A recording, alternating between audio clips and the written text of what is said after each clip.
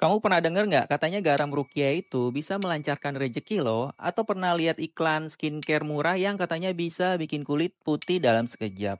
Atau ini yang katanya NASA berbohong dan bumi itu sebenarnya datar loh? Kamu tentunya nggak kaget kan? Di Indonesia, info-info kayak gini tuh gampang banget nyebar dan dipercaya oleh mereka. Kamu tentunya nggak mau jadi korban selanjutnya kan? Nah, inilah pentingnya kenapa berpikir kritis itu sangat penting sekali. Menurut Kementerian Komunikasi dan Digital, di tahun 2024 terdapat lebih dari 1.923 konten hoax yang tersebar di Indonesia dan kebanyakan itu nyebarnya lewat media sosial kayak TikTok, YouTube, Facebook, dan lainnya. Kalau kita nggak berpikir kritis, kita bisa jadi salah satu korban berita hoax selanjutnya loh.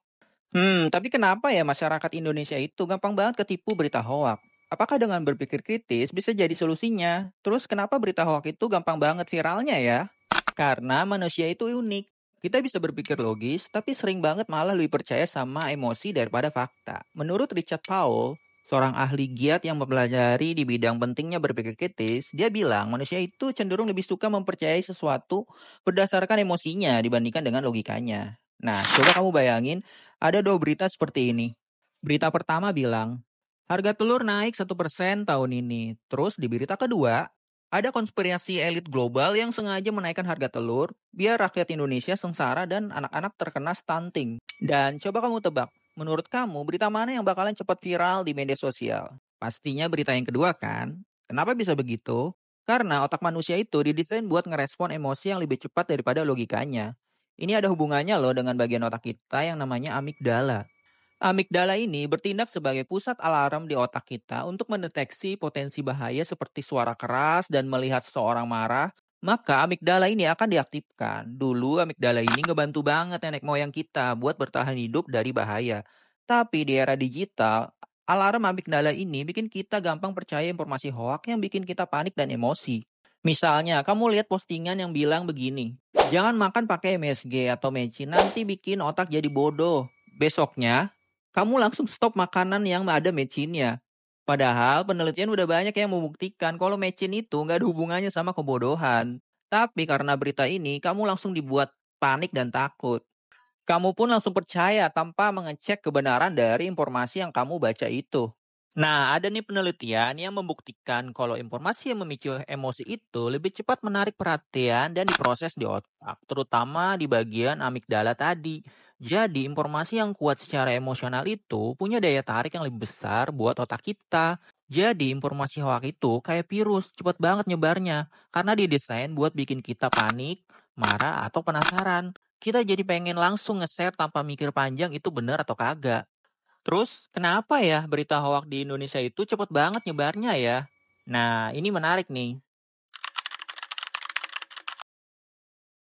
Salah satu faktornya adalah masalah pendidikan kita. Coba ingat-ingat deh, waktu sekolah dulu, pernah nggak kita diajarin buat menganalisa berita hoak? Nggak diajarin kan? Padahal itu penting banget loh buat pelajar Indonesia yang udah melek internet. Tahu sendiri kan anak-anak zaman sekarang udah jago main HP-nya. Apalagi mereka aktif bermain di media sosial seperti TikTok, Instagram, dan YouTube. Tapi sayangnya, literasi digital mereka tuh rendah banget. Selama sekolah mereka nggak diajarin cara bedain berita yang beneran sama berita hoak atau berita yang bohongan. Hasilnya apa coba? Jika pelajar Indonesia nggak diajarin untuk berpikir kritis, ya pastinya daya pikir kritisnya makin rendah. Buktinya skor PISA kita memang hasilnya cukup memperhatikan. Dari data PISA menunjukkan bahwa Indonesia memang berada di peringkat bawah dalam hal literasi membaca dan kemampuan berpikir kritis. Misalnya di tahun 2022, skor PISA Indonesia berada di peringkat 71 dari 81 negara untuk literasi membaca. Ini artinya, pelajar Indonesia kita bisa membaca tapi nggak benar-benar paham apa yang dibacanya. Dan ini jelas banget ya, sangat berpengaruh sama kemampuan pelajar Indonesia buat nyari informasi di internet ataupun di media sosial yang mereka gunakan. Lebih parahnya lagi, algoritma media sosial tuh sering banget nge-push konten-konten yang sensasional yang bikin heboh meskipun minim edukasi. Jadi kamu nggak perlu heran kalau yang viral di media sosial tuh seringkali malah berita hoak atau berita palsu. Di sekolah, dari kecil kita cuma diajarin buat menghafal dan jawab soal ujian. Tapi kita nggak diajarin cara menganalisis dan berpikir kritis. Hasilnya, pas lulus sekolah, orang Indonesia banyak yang terkena berita hoak. Terus gimana dong caranya biar nggak gampang ketipu sama berita hoak? Nah, ini dia solusinya. Latih otak kita buat berpikir kritis. Menurut Daniel Kahneman, seorang peraih Nobel di bidang ekonomi, dia bilang manusia itu punya dua cara berpikir, yaitu sistem satu yang mikirnya cepat, otomatis, dan lebih sering pakai emosi. Sedangkan sistem dua yang mikirnya lebih lambat, pakai logika analitis, tapi prosesnya lebih lama dan butuh usaha. Terus, apa hubungannya dengan berpikir kritis? Oke, saya langsung kasih contohnya ya. Saat lihat iklan skincare yang menjanjikan kulit putih dalam waktu singkat, otak sistem satumu langsung mikir, wah gila nih, ini yang gue cari selama ini, beli ah. Tapi kalau kamu pakai otak sistem 2, kamu bakalan mikir, ini beneran gak sih? Ada buktinya nggak? Bahan-bahannya aman gak nih? Kok kayaknya terlalu bagus ya buat jadi kenyataan? Nah, inilah cara berpikir kritis, selalu bersikap skeptis atau mempertanyakan suatu klaim yang terlalu wah. Contoh lainnya tentang garam Rukia yang mengklaim bisa melancarkan rejeki.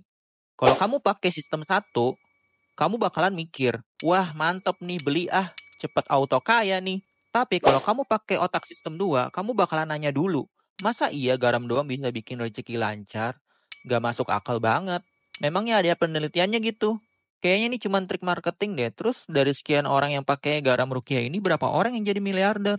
Jangan kaget, berita semacam itu masih dipercaya oleh masyarakat Indonesia. Tapi kok masa iya sih orang Indonesia masih percaya dengan klaim-klaim aneh kayak gitu ya?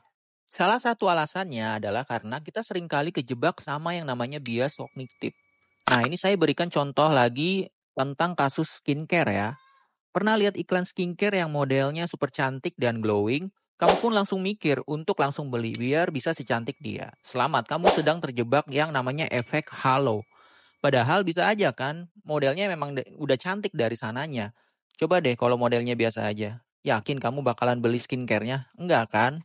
Bias kognitif yang kedua yaitu efek jangkar. Misalnya, ada yang bilang harga properti di daerah A itu paling murah, cuman 1 M doang. Terus kamu pun jadi punya patokan harga segitu. Padahal sebenarnya mungkin aja kan ada yang lebih murah daripada itu.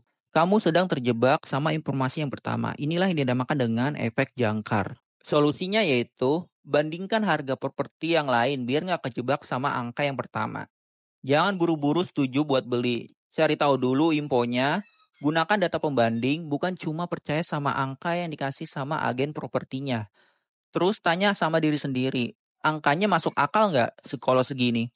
Contoh bias kognitif yang ketiga yaitu bias konfirmasi. Contohnya yaitu orang yang percaya bumi datar. Mereka tuh cenderung cuma cari informasi yang mendukung keyakinan mereka aja.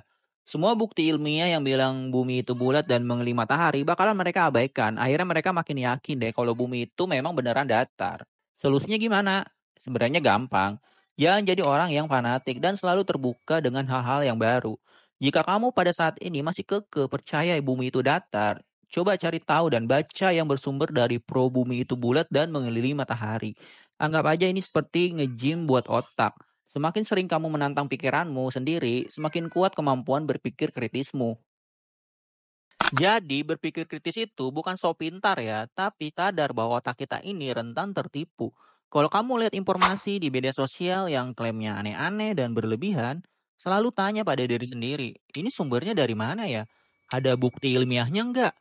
Jangan-jangan gue lagi kena bias nih. Ingat ya, hoak akan terus ada. Otak sistem satu ini suka banget berita-berita overclaim dan hoak. Makanya di sini otak sistem 2 kita perlu gunakan.